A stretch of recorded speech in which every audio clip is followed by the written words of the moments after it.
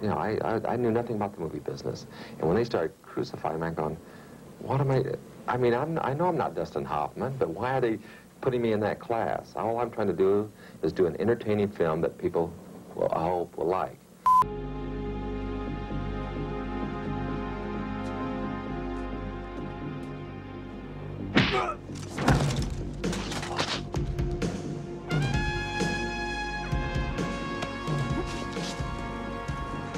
Welcome to my world. Chuck Norris. Depending on who you ask, he's either something of a joke or an absolute legend.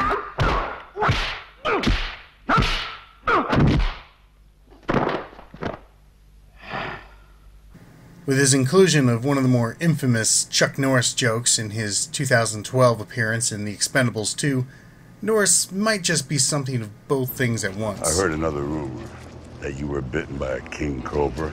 Yeah, I was. But after 5 days of agonizing pain, the cobra died. But what is far more interesting is his undeniable impact on the action genre. From his tough guy cop characters to his combining of martial arts badassery into the contemporary genre fare he spent his career producing. You can't do this, you're a cop! Yeah? Watch this, you little piece of shit. Shut up! Don't shoot him, man! Chuck Norris was never quite mainstream in the realm of moviedom, always something of an outlier. And while his television career as Walker, Texas Ranger was highly successful, Norris was always seen as a step behind those other 80s tough guys, Sylvester Stallone and Arnold Schwarzenegger. And this is kind of a tragedy because the genre that made them superstars was all but birthed by Chuck Norris himself with Missing in Action.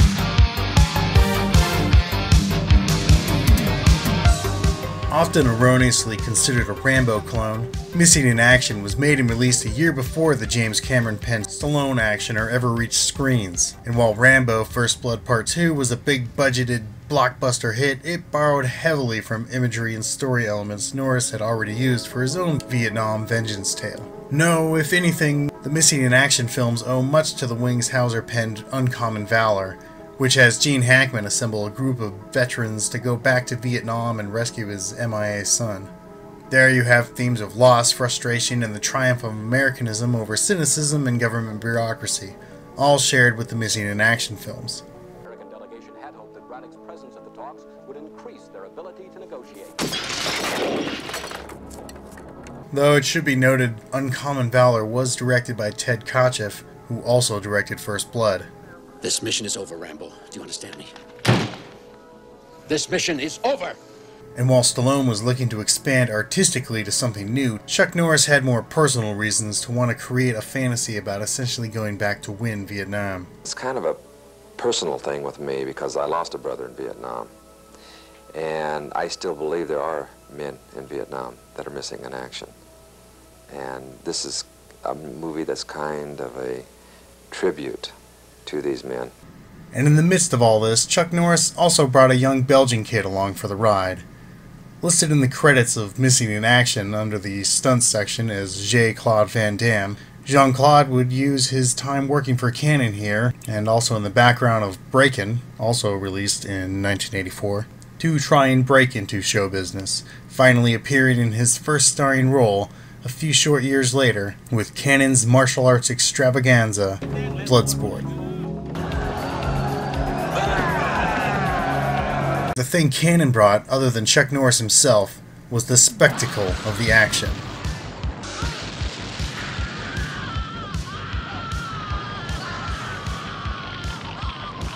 Missing in Action 1 and 2 are stunt-heavy, violent pictures in the best possible way.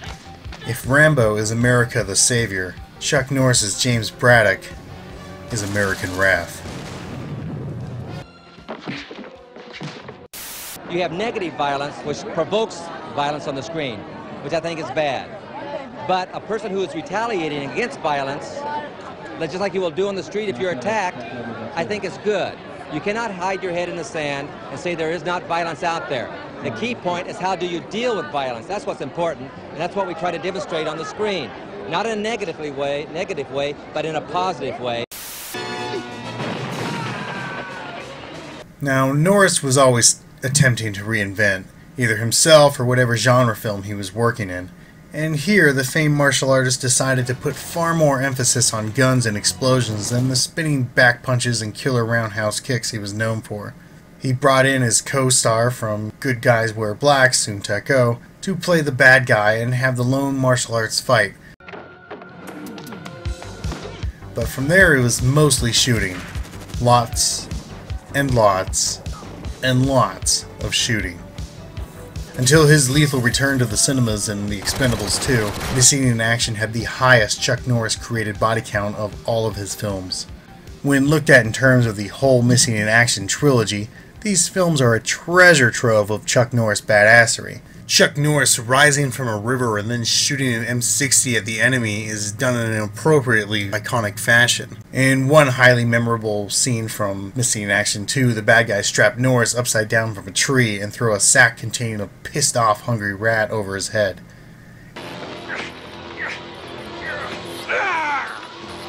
Now, I was way down, I was in St. Kitts, Caribbean, and of course, being an actor, I assume all this is being taken care of.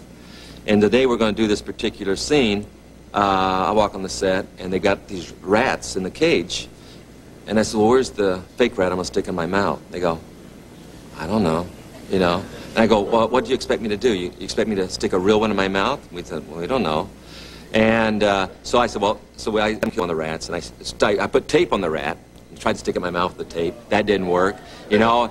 And all this is going on. Finally, they said, well, let's cancel the scene. I said, no, it's very important to the movie, because this is what happened to some prisoner of war, by the way, in Vietnam, is they were hung up, and this was one of the tortures. I said, it's got to be done. And they said, well, what are we going to do? So I got so frustrated that I said, hang me up. They hang me up. I grabbed the rat, stuck him in my mouth, and they put the rat sack over my head. Then I started swinging around like the rat was attacking my face. But all the time I had the rat in my mouth. They had this fake blood going down the rope that went into my mouth. And all this is going on is, it was bad.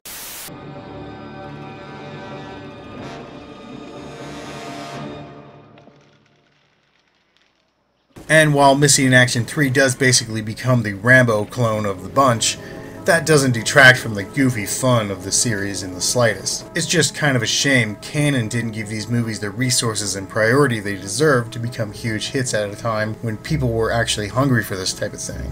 Missing in Action suffers from odd tonal shifts, bad acting, and some ill pacing. Norris was never a great thespian. The man was not an actor with range, but he does show a surprising amount of depth in Missing in Action 2 at the beginning. It's probably his best performance as an actor. He's not dead! He's not dead! God, help! Oh, God!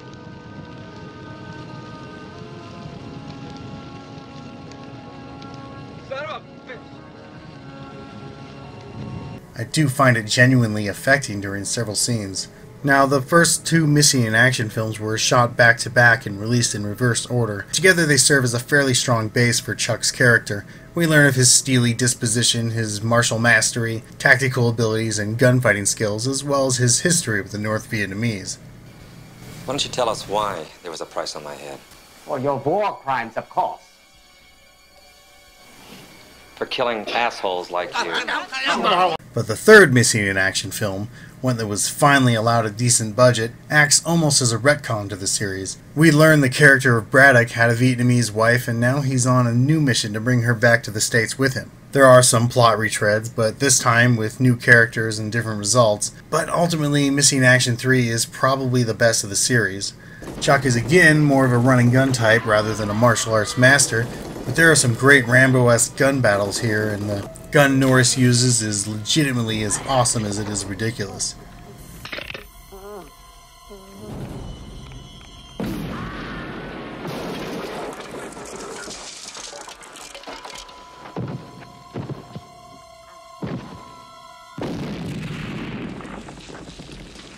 Sadly, Missing in Action 3 was too little too late. Only a few years earlier, the one-man army movie was chewing its way through the cinemas to great reward. But even by 1988, the genre was showing severe signs of decline. It would, of course, trudge along for a few more years, but new action movie formulas quickly came in to replace the old. Ironically, some were remixes of other things Norris had been dabbling in as well.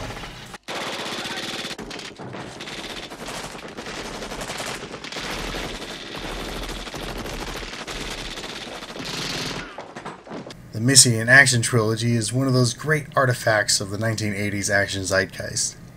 None of the films are technically good per se, but they all have some great moments, and they definitely somehow make up some of Chuck Norris's most well-known work. It's an interesting thought exercise to imagine what it might have become of Norris had he never signed on to Cannon Films. You look at films like An Eye for an Eye and Lone Wolf McQuade, and there's certainly a kernel of an interesting persona developing, and in the middle of his Cannon career is the surprisingly excellent little cop thriller Code of Silence that Norris did for Orion.